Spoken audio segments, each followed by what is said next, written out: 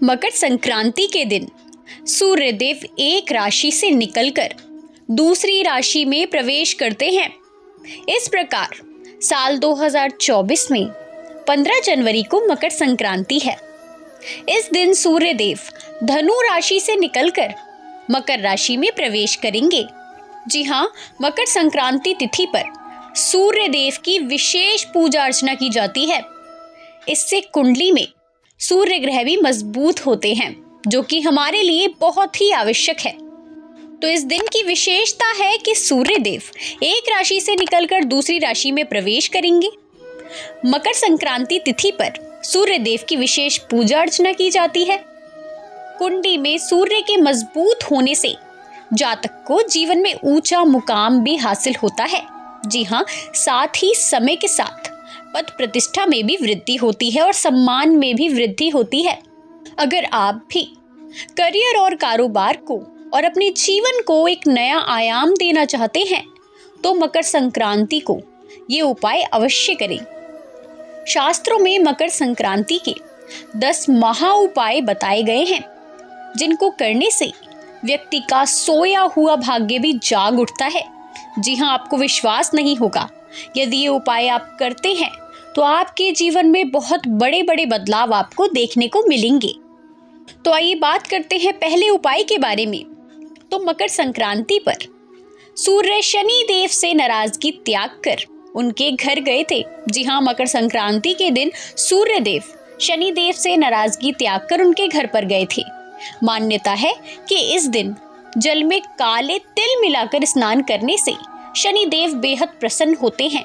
तो आपको क्या करना है कि जो जल लेना है स्नान करने के लिए, उसमें काले तिल मिला लेने हैं। यह आपके लिए बहुत ही सकारात्मक रहेगा और शनि महाराज आपसे बहुत ही प्रसन्न हो जाएंगे। इस साधारण उपाय से आपको बहुत पुण्य लगने वाला है। जी हाँ, यह उपाय करने वाले व्यक्ति को 7 अश्वमेघ यज्ञ के समान पुण्य फल प्राप्त होता है। जी हाँ, अगर ये उपाय आप अपनाते हैं, ये साधारण सा उपाय, तो आपको 7 अश्वमेघ यज्ञ के समान पुण्य फल प्राप्त होगा। है ना हैरानी वाली बात? तो आपको ये उपाय अवश्य ही अपनाना चाहिए। तो आइए अब जानते हैं दूसरे उपाय के बारे में।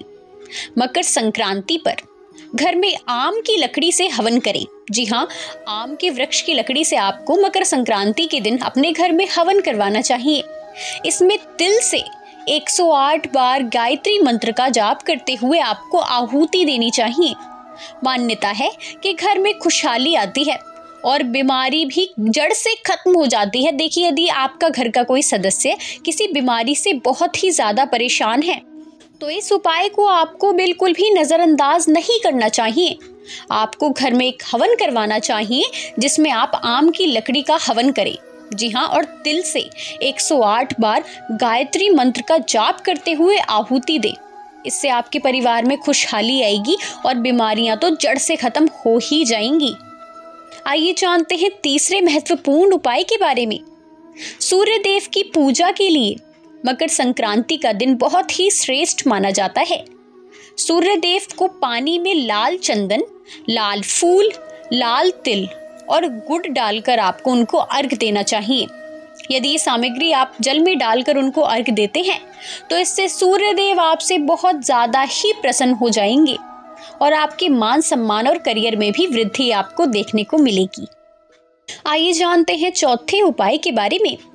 मकर संक्रांति पर सुहागिनी महिला हल्दी कुमकुम की रस्म भी निभाती है। ये बहुत ही पुरानी मान्यता है। जी हाँ, विवाहित महिलाएं अपने सुहाग की रक्षा के लिए एक दूसरे को हल्दी कुमकुम लगाकर सुहाग सामग्री एक दूसरे में बांटती हैं। मान्यता है कि इससे पति की आयु भी लंबी होती है, सौभाग्य में वृद्धि होती है। तो ये उपाय भी आप अवश्य ही कर सकते हैं। यदि ये उपाय करते हैं तो आपके पति की आयु बहुत लंबी होगी और उनको स्वास्थ्य से संबंधित किसी भी परेशानी का सामना नहीं करना पड़ेगा। तो ये उपाय तो सुहागिनी महिलाओं को अवश्य ही करना चाहिए। आइए जानते हैं अन्य उपाय के बारे में। इस दिन गाय को हरा चारा आपको डालना चाहिए। देखिए, इस दिन पशु पक्षियों की सेवा का बहुत ही महत्व है। यदि मकर संक्रांति के दिन आप पशु पक्षियों की सेवा करते हैं तो आपको बहुत ही पुण्य प्राप्त होता है। तो यदि गाय की बात करें तो आपको गाय को हरा चारा खिलाना चाहिए। चींटियों को शक्कर मिला हुआ आपको आटा खिलाना चाहिए। मछलियां हैं यदि आपके आसपास तो उन्हें आप आटे की गोलियां खिलाएं।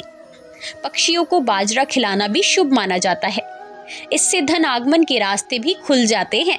तो यदि ये उपाय आप करते हैं तो आपके जीवन में धन की कोई भी कमी नहीं होगी। तो आइए जानते हैं 7वें महा उपाय के बारे में। काला तिल करेगा कमाल। तो जी हाँ, इस दिन काले तिल का बहुत ही अधिक महत्व है। तो मकर संक्रांति पर एक मुट्ठी काला तिल आपको लेना है और सभी परिवार के सदस्यों पर से 7 बार उसका उतारा करना है।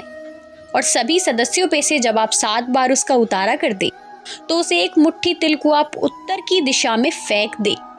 मान्यता है कि इससे रोग दूर होते हैं, कर्ज की समस्या से भी छुटकारा मिलता है।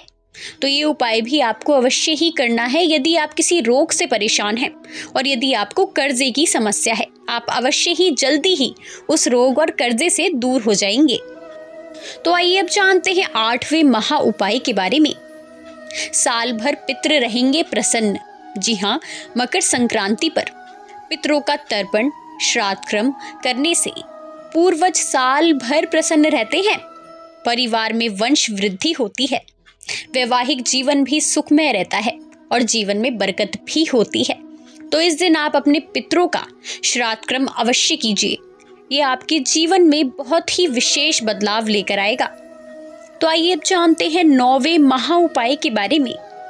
घी का सेवन। जी हाँ, मकर संक्रांति पर घी का सेवन और दान करने से यश और भौतिक सुख सुविधाओं की प्राप्ति होती है। तो आप मकर संक्रांति के दिन देसी घी का सेवन करें और देसी घी का दान भी करें। यदि आप ऐसा करते हैं तो आपके यश और भौतिक सुख सुविधाओं में वृद्धि होगी। तो ये उपाय भी आप अवश्य कर सकते हैं। तो आइए अब जानते हैं 10वें महा उपाय के बारे में। मकर संक्रांति पर तुलसी, तांबा, सुहाग सामग्री, तिल, झाड़ू खरीदना बहुत ही शुभ माना जाता है और इससे जीवन में तरक्की होती है और व्यापार का विस्तार भी होता है। तो आपको मकर संक्रांति पर तुलसी का पौधा आप खरीद सकते हैं या तुलसी का पौधा आप अपने घर में स्थापित कर सकते हैं। तांबा, सुहाग सामग्री, तिल और झाड़ू आप अवश्य खरीद सकते हैं। आपके घर में बहुत ही तरक्की होगी यदि ये उपाय आप अपनाते हैं। और यदि आपका कोई व्यापार भी है तो उसमें भी आपको विस्तार देखने को मिलेगा।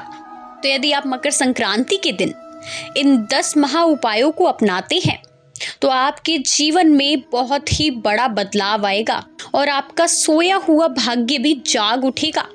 जी हाँ, तो जानकारी यदि लाभकारी लगी हो तो वीडियो को लाइक जरूर करें।